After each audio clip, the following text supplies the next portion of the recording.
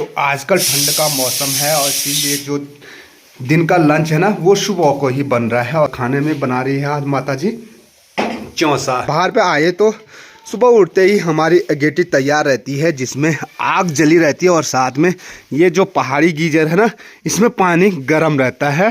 कक जानी ओ या तीर समझौन। अच्छा तो ताई अपने समझौन के साथ जा रही है। वाले रास्ते से कोई नहीं गुजरता और इसीलिए ये रास्ता देखो कितना खतरनाक, पूरा झाड़ी झाड़ी हो रखा है और साथ में कंडाली यानी जिसे बिच्छू घास बोलते हैं। देखो आपको बता दूं कि हमारे पहाड़ों में जो पुराने वाले घर है ना, मैंने हमेशा आपको जिक्र किया कि जितने भी पुराने घर होते हैं ना उनमें खोली जरूर होती है। मैं कमसाल ग्राम सभा में पहुंच चुका हूं जहां पे पांडव नृत्य का आरंभ थोड़ी देर बाद होने वाला है। तो हम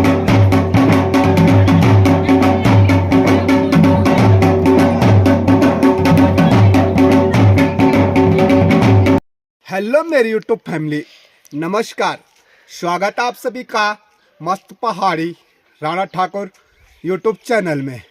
तो हो चुकी है दोस्तों एक नए दिन की नई शुरुआत और नई शुरुआत हो रही है देवभूमि उत्तराखंड के इन खूबसूरत पहाड़ों से और अपने प्यारे गांव जगोड़ से। सुबह की 7 बज चुकी है और सुबह उठते ही बाबा केदारनाथ जी के सबसे पहले आपको दर्शन करवा दें और हिमालय पर्वत पे देख सकते हैं भगवान सूर्यदेव भी दर्शन दे चुके हैं। और सुबह का ये खूबसूरत नज़ारा ऐसा लगता है मानो कि हिमालय पर्वत पे भगवान सूर्यदेव ने अपने किरण से ना सोने की चादर ओढ़ रखी होगी। इतना प्यारा खूबसूरत दृश्य बाबा केदारनाथ जी के धाम का।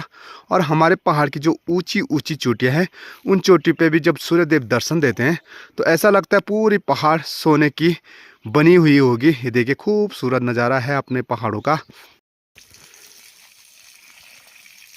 तो माता जी भी आज सुबह उठ करके सीधे आ चुकी है अपनी क्यारी में जहाँ पे माता जी ने प्यारी सी सब्जी बो रखी है। तो ये जो वाली क्यारी है ये राई है और यहाँ पे माता जी के द्वारा उगाई गई है। ये देखो पहाड़ी धनिया जिसे कहते हैं और इस साइड भी हरी सब्जी। तो वैसे भी आजकल पानी काफ़ी ठंडा है और इस ठंडे पानी से माता जी अपने क्यारी में पानी डाल दी है।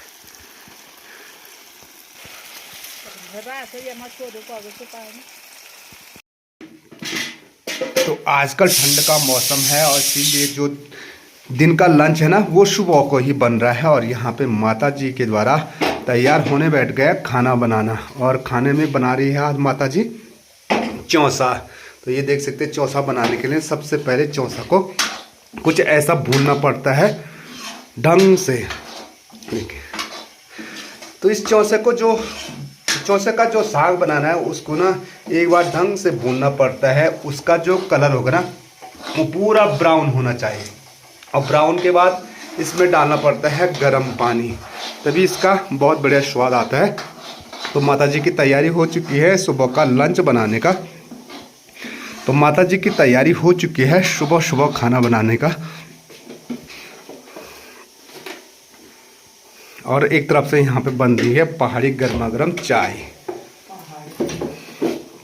बाहर पे आए तो सुबह उठते ही हमारी अगेटी तैयार रहती है जिसमें आग जली रहती है और साथ में ये जो पहाड़ी गीजर है ना इसमें पानी गर्म रहता है 24 घंटे। ये देखिए तो ये आजकल पहाड़ों में हर घरों में आपको चूल्हे के साथ ना पहाड़ी गीजर यानी कनस्तर चूल्हे में रखा हुआ मिलेगा, क्योंकि अब पहाड़ का जो पानी है ना वो भी काफ़ी ठंड हो चुका है। और साथ में आग सेकने का काम भी आ जाता है बाहर पे अगेटी बस आग सेकते हैं आनंद से। और आग जला और पानी गर्म करने के साथ साथ ना आग सेकने का काम भी हो जाता है, दोनों काम साथ हो जाते हैं।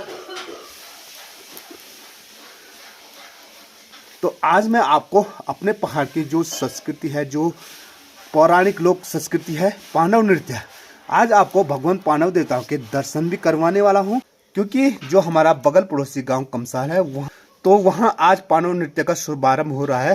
तो चलिए आज आपको अपने पहाड़ के लोक संस्कृति पांडव नृत्य कैसा होता है, कैसे पांडव देवता दर्शन देते हैं अपने भक्तों को, चलिए आज आपको कमसाल गांव भी लेकर के चलूँगा।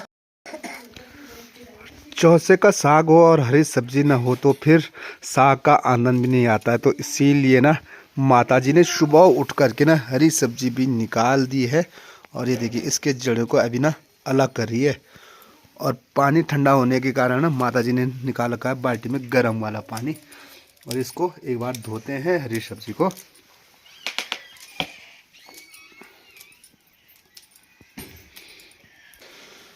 और यहाँ देखिए हमारा जो चौंसी की दाल है ना वो उबल करके तैयार हो चुकी है, पर लेकिन अभी ये अधपकी है। यानी इसका जो ना झाग है ना इसको पूरा ख़त्म होना चाहिए, तब जा कर के समझो कि आपकी चौंसे की दाल बन करके तैयार हो चुकी है।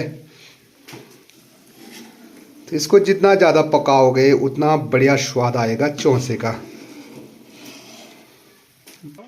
बारिश आती तो नहीं है, तो बारिश ना आने के कारण ये देखिए जो हमारे गेहूं की खेती है ना वो पूरी बर्बाद हो चुकी है। और मेहनत कितना करना पड़ता है मैंने आपको बताया होगा कि एक गेहूं के खेत में गेहूं बोने के लिए लगभग ना 500 रुपये तो गेहूं के लगते हैं और 700 रुपये की हल लगती है, यानी 1200 रुपये। ये देखो गेहूँ जब तक बारिश ना आ जाए। और जो ना हमारे सरसों की कलियाँ है ना, सरसों फूल चुके हैं ये देखिए। और सरसों कैसे है तो अब ना बिल्कुल ख़त्म हो चुका है, अब सरसों की खेती भी नहीं हो पाएगी। और थोड़ा सा गेहूं हो जाए तो इसलिए मैंने यहाँ पे ना पाइप लगा रखा है ये पानी का कि चलो कुछ ना से कुछ तो हो जाए जब बारिश आती नहीं। तो ऐसे जुगाड़ करना पड़ रहा है अपने पहाड़ों में गेहूं की खेती को बचाने के लिए। दिन की 2 बज चुकी है और अब मेरी तैयारी हो रही है बगल पड़ोसी गांव कमसाल जाने की, क्योंकि वहाँ है आज से शुरुआत भगवान पांडव देवता का जो लोक नृत्य होता है, जो हमारे पहाड़ों की संस्कृति है। तो वहाँ आज पांडव नृत्य हो रहा है। तो यहाँ से कमसाल जाने तक जो खूबसूरती होगी वो मैं आपको बताऊंगा, और साथ में पांडव नृत्य कैसे होता है हमारे पहाड़ों में।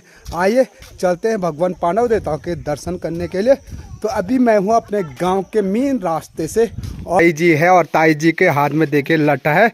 तो ताई भी आ रही है आज कमसाल गांव में पांडव देवता का नृत्य देखने के लिए। पनौजो खन